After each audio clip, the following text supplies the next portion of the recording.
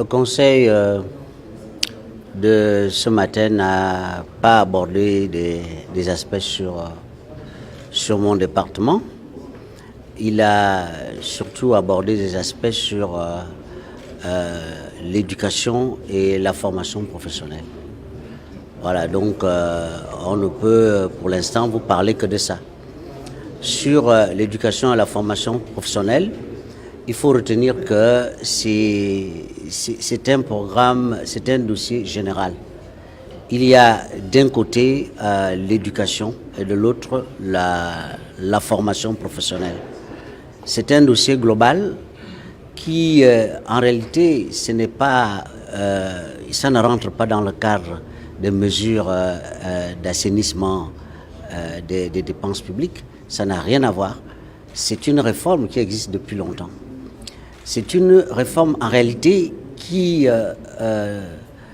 tente à lutter contre le chômage. Parce que il faut désormais que nous formons des Gabonais pour qu'ils travaillent. On ne doit pas former des Gabonais pour qu'ils se retrouvent au chômage. C'est pour cette raison que nous avons pensé qu'il fallait la faire en deux phases. Une première phase qui va consister à orienter la plupart des Gabonais vers des métiers, vers des professions, vers une formation professionnelle pour leur permettre qu'au sortir du travail, et sortir de l'école, ils puissent avoir du travail. Voilà pour cette raison que nous avons initié cette réforme.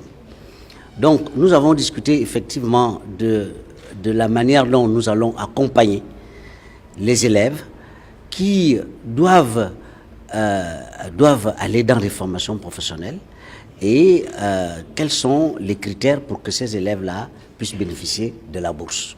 Donc nous avons pensé qu'à ce niveau-là, on pouvait totalement ouvrir en matière d'âge et en matière de compétences parce que nous avons besoin de ces personnes-là pour qu'ils puissent faire en sorte que notre économie puisse suffisamment se perfectionner avec tous les métiers que vous connaissez dans la technologie et dans la technique aujourd'hui.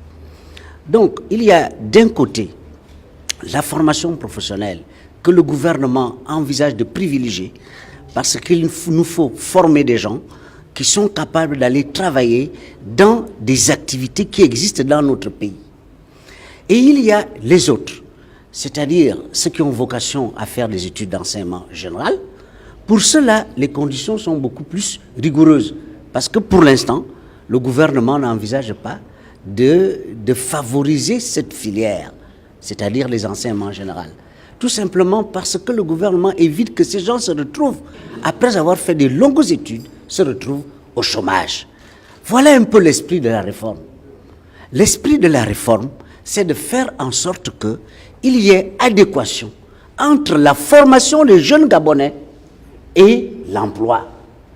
Il faut qu'on évite de continuer à former des Gabonais pour qu'ils se retrouvent au chômage.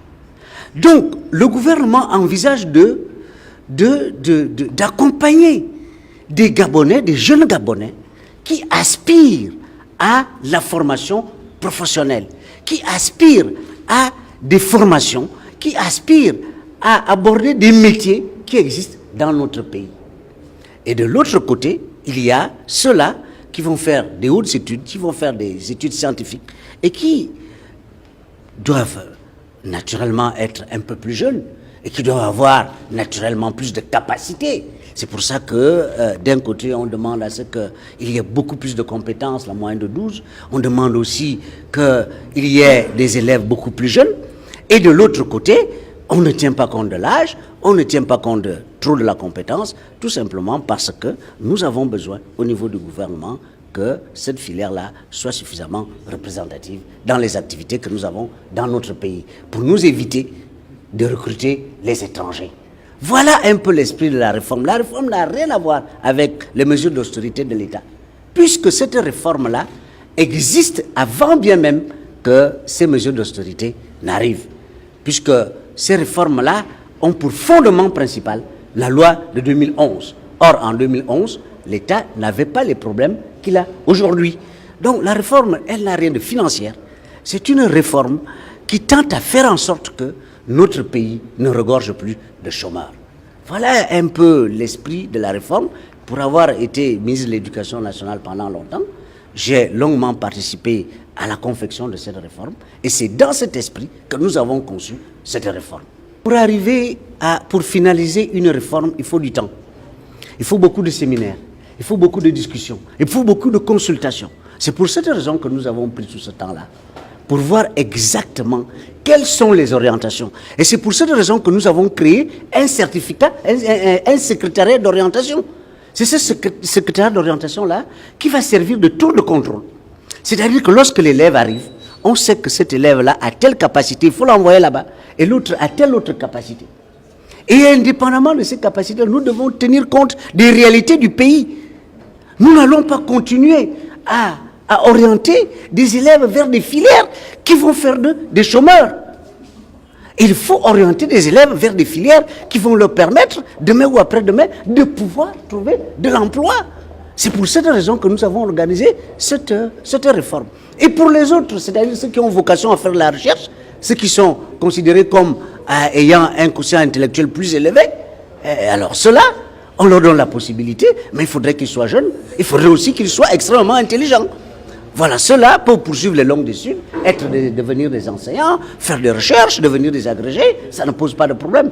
Mais ce dont les gouvernements ont besoin aujourd'hui, ce sont ceux-là que nous voulons plus accompagner que les autres.